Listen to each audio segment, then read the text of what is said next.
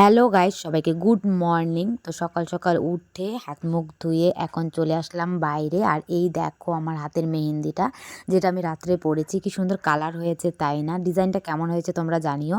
আর এখানে লালুকে বেঁধে রাখা হয়েছে, কারণ লালুকে দেখে না সবাই ভয় পায়, তাই লালুকে বেঁধে রাখা হয়েছে। আর বাবা এখানে সবজি কাটতে বসে পড়েছে, মানে আদা আর রসুন কেন বলি, সরি, আদা আর লঙ্কা। আর এখানে সকালে রান্না বান্না করা হচ্ছে। তারপর আমি স্নান করে ফ্রেশ হয়ে চলে আসলাম ঠাকুর ঘরে।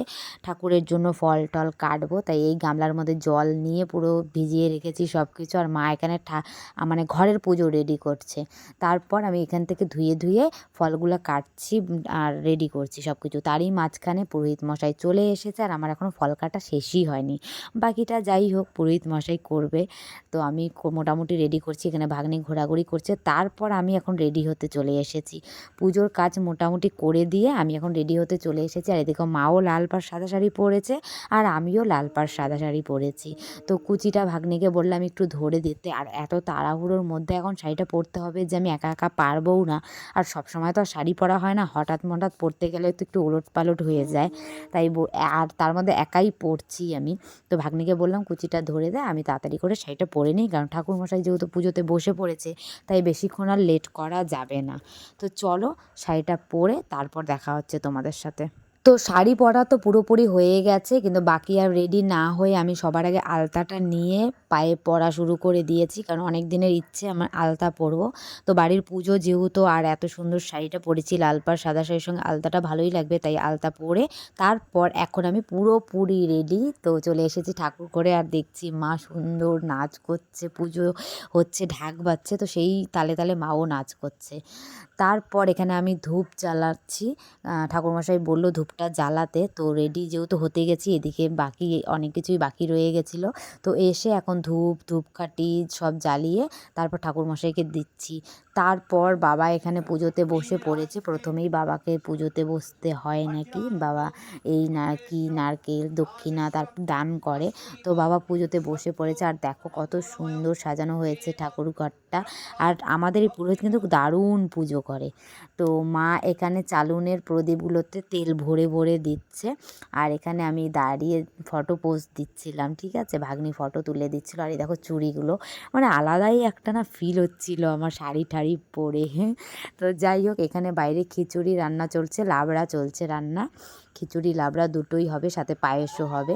তারপর এখানে এখন প্রদীপ আরতি চলছে, মানে পুজো মোটামুটি অর্ধেক হয়ে গেছে, লাস্টের দিকে এখন প্রদীপ আরতি চলছে। তো খুব সুন্দর দেখো, প্রদীপের ঘোরানোটাও দেখেছো তো কত সুন্দর।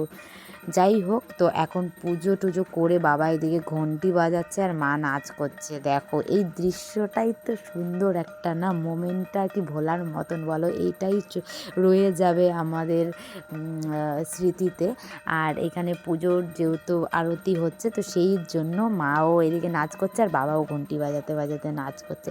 এত সুন্দর একটা খুশির দিন, আনন্দের দিন, তার সাথে সাথে এত সুন্দর মুহূর্ত, যেটা দেখলে না চোখ জুড়িয়ে যায়। আর এই দিকে আমাকে কেমন লাগছে বলো, জানাতে কিন্তু ভুলো না কেউ, সবাই কমেন্টে জানাবে আমাকে কেমন লাগছে। তারপর আরতি শেষ, তো এখন সবাই প্রদীপের আঁচ নিচ্ছে। সবার ভালো হোক, মঙ্গল হোক, এটাই চাই। আর এই দেখো গাইস, আমার বাবা ঢাক বাজাচ্ছে, কি সুন্দর তাই না? শুধু যে ঢাক বাজাচ্ছে তা কিন্তু না, সাথে সাথে কোমরও দোলাচ্ছে, দেখতে পাচ্ছ তো। তারপর এদিকে ঘরে এসে দেখি ঠাকুরকে হাওয়া দিচ্ছে, ঠান্ডা পাখার হাওয়া। তারপর মা এদিকে পেছন দিয়ে সেমভাবে করছে, হাওয়া দিচ্ছে।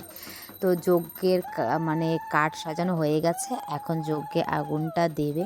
আর এটা হচ্ছে, যজ্ঞটা কিন্তু বাড়ির শান্তির জন্য, সমৃদ্ধির জন্য, মঙ্গলের জন্য করা হয়। তার মাঝখানে দেখি ঢাক বাজানো যে কাকুটা, তো অনেকক্ষণ ধরে বলা হয়েছে কিন্তু যাচ্ছিল না, তো জোর করে খেতে বসানো হয়েছে। তো তারই মাঝখানে যেহেতু যজ্ঞ চলছিল, ঢাক বাজাতে বলছিল, তাই আমি একটু ট্রাই করলাম। আর বাচ্চাগুলো কি সুন্দর নাচছে, তার মানে ভাবো আমি কি সুন্দর ঢাক বাজাই। তো যাই হোক, এত সুন্দর দেখো যজ্ঞের আগুনটা যে ধরেছে, দেখেই মনটা শান্তি হয়ে যায়। তো যজ্ঞ কমপ্লিট, এখন আমরা সবাই অঞ্জলি দিতে বসবো।